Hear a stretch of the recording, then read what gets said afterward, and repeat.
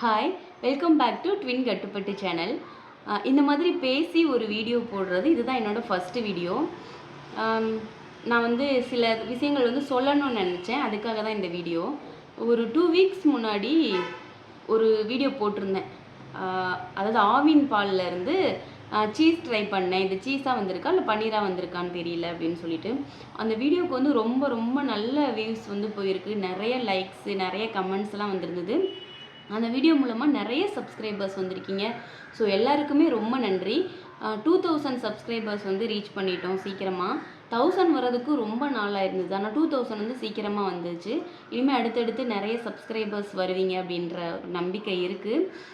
அந்த வீடியோ பார்த்துட்டு நிறைய பேர் சப்ஸ்கிரைப் பண்ணியிருக்கீங்க, நிறைய லைக், நிறைய கமெண்ட். ஆக்சுவலாக இதுதான் எனக்கு ஃபர்ஸ்ட் வீடியோ. இந்த வீடியோவுக்கு தான் நான் வந்து கமெண்ட்க்கு ரிப்ளை பண்ணுறேன். அந்தளவுக்கு வந்து கமெண்ட் வந்தது.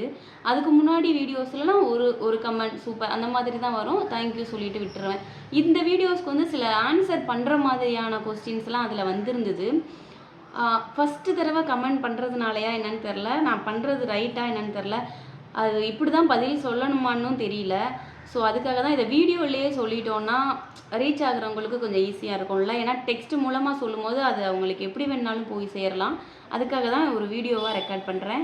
இப்போ கூடயும் கட்டுப்பட்டு தூங்கிட்டு தான் இருக்காங்க. அவங்க வந்துட்டாங்கன்னா அங்கிட்டு ஓடிட்டு தான் இருப்பாங்க. ஏன்னா மெயினாக அந்த வீடியோவில் கட்டுப்பட்டு, அதாவது எனக்கு ட்வின் பேபி, ஒரு பையன் ஒரு பொண்ணு. நான் சமைக்கும் போது அவங்க எப்பயுமே கிச்சனுக்குள்ளே தான் இருப்பாங்க. ஏன்னா ஒரு சின்ன வீடு தான். ஒரு ஹால், ஒரு பெட்ரூம், ஒரு கிச்சன், இதுதான்.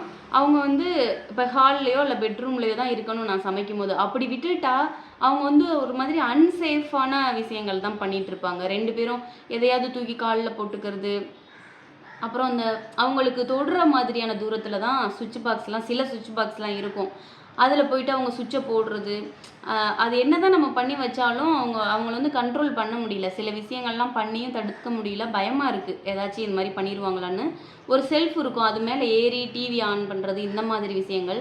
டிவி போட்டு ஹாலில் உட்கார வைப்பேன். சில டைம்ஸ் அவங்களோட அந்த ஃபோனிக் சாங்ஸ்லாம் போட்டு உட்கார வைப்போம். அப்படி எவ்வளோ நேரம் தான் அவங்களும் டிவி பார்ப்பாங்க. அவங்களுக்கு என்ன தான் டிவி ஓடினாலும் நான் வந்து கிச்சனுக்குள்ளே போனேன்னா அவங்க என் கூட கிச்சனுக்கு வந்துடுவாங்க. அவங்களுக்கு அது ஒரு பிடிச்சிருக்கு என் கூட கிச்சனில் இருக்க. ஸோ எப்பயுமே கிச்சனுக்குள்ளேயே தான் இருப்பாங்க நான் சமைக்கும் போது. ஏன்னா வேறு ஆள் பார்த்துக்கிறதுக்கு இங்கே இல்லை. நான் தான் பார்த்துக்கணும், நான் தான் சமைக்கணும், நான் தான் வீடியோவும் எடுக்கணும். ஸோ அப்படி இருக்கப்ப எனக்குமே அது கொஞ்சம் கம்ஃபர்டபுளாக இருக்கும். பேபிஸ் வந்து என் முன்னாடியே இருக்காங்க அப்படின்னா நான் அவங்கள பார்த்துக்குவேன். சேஃபாக இருப்பாங்க. என்ன அன்றைக்கி வந்து கவுண்டர் டாப் மேலே ஏறி உட்காந்துருந்தாங்க. அதனால் நிறைய பேர் வந்து கமெண்ட் பண்ணியிருந்தீங்க. அது எல்லாமே ரொம்ப நல்ல கமெண்ட் தான், நல்லதுக்கு தான் சொல்லியிருக்கீங்க. நான் வந்து அவ்வளோ கேர்லெஸ்ஸாக பார்த்துக்க மாட்டேன். நான் வந்து கேர்ஃபுல்லாக தான் பார்த்துக்குவேன். அவங்க அங்கே மேலே உட்காந்துருக்காங்கன்றதுக்காக தான் நான் கீழே நல்லா மொத்தமாக மேட்லாம் போட்டு வச்சுருப்பேன். விழுற அளவுக்கு நான் பார்த்துக்க மாட்டேன். ஸோ இனிமேல் வந்து அவங்கள கவுண்டர் டாப் மேலே விட மாட்டேன். நிறைய பேர் சொல்லியிருந்தீங்க குழந்தைக்கு சேஃப் கிடையாது, கவுண்டர் டாப் மேலே விடாதீங்கன்னு. ஸோ அது எதனால் அவங்க அங்கே இருந்தாங்க அப்படின்றது தான் நான் சொல்லிக்க வந்தேன்.